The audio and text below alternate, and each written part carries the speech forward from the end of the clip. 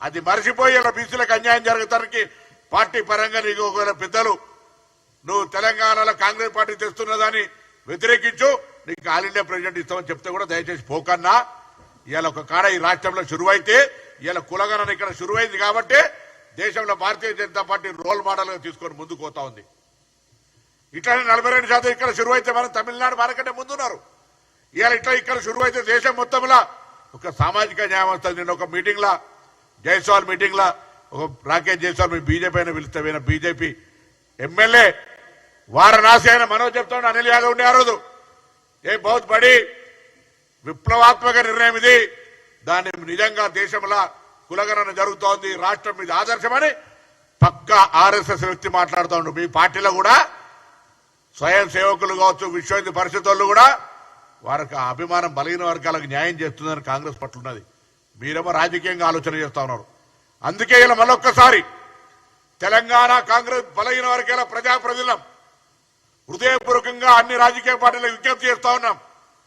మా పార్టీ చిత్తశుద్ధితోటి ప్రభుత్వము పార్టీ 42% రిజర్వేషన్లు ఇవ్వడానికి న్యాయపరంగా చట్టపరంగా ప్రజాపరంగా ఒక ప్రక్రియ చేపడుతుంది. మీకు ఎక్కడైనా లోపం చూపిస్తే ప్రైవేట్గా మీరు మాతో మాట్లాడినటువంటి అంశాలు ఇక మైకులో చెప్పలేం, మీరు చేసుకుంటా పొమ్మనేటువంటి ఆలోచనతో ఒక బలహీన వర్గాలుగా జరిగినటువంటి అంశాలకు సంబంధించి. కానీ ఇవాళ ఈ ప్రక్రియ తెలంగాణ సమాజానికి ఒక దిక్సూచి మార్పుకు శ్రీకారం చుడతా ఉంది. అందుకే దయచేసి ఎవరైనా ఆలోచన డిఫరెంట్ ఉంటే మీకేదైనా డౌట్ ఉంటే తెలంగాణ రాష్ట్ర బీసీ వెల్ఫేర్ మినిస్టర్ గా I'm ready to clear with my officer or నా సహచార మంత్రులతో కలిపి.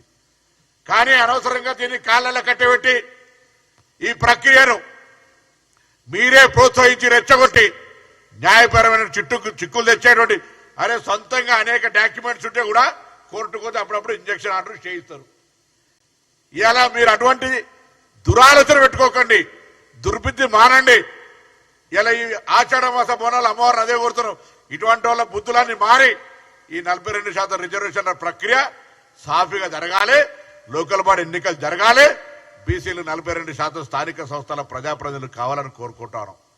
కాబట్టి దయచేసి భారతీయ జనతా పార్టీలో ఉన్నటువంటి మంత్రులు పార్లమెంట్ సభ్యులు బీసీ పార్లమెంట్ సభ్యులు అరవింద్ గారు డి శ్రీనివాస్ గారు ఒక బీసీ నాయకుని కొడుకు, బండి సంజయ్ గారు విద్యార్థి ఉద్యమాల నుంచి వచ్చిన వ్యక్తే,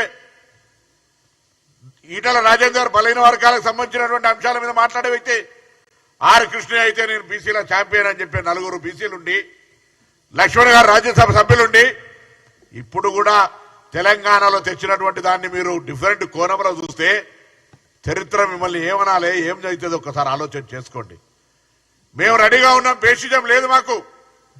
తెలంగాణ 42% అమలు జరగడానికి భారత ప్రధానమంత్రి గారిని కలవడానికి ఇప్పటికీ మీరు ప్రధానమంత్రి అపాయింట్మెంట్ ఇవ్వకపోతే కేంద్ర సాంఘిక సంక్షేమ శాఖ మంత్రి వీరేందర్ కుమార్ గారిని మొత్తం సహచార మంత్రులు అందరం కూడా ఆ రోజు విత్ ఎమ్మెల్యేస్ అందరం కూడా కలిసి రిప్రజెంట్ చేసినాం. ప్రాసెస్ అయితే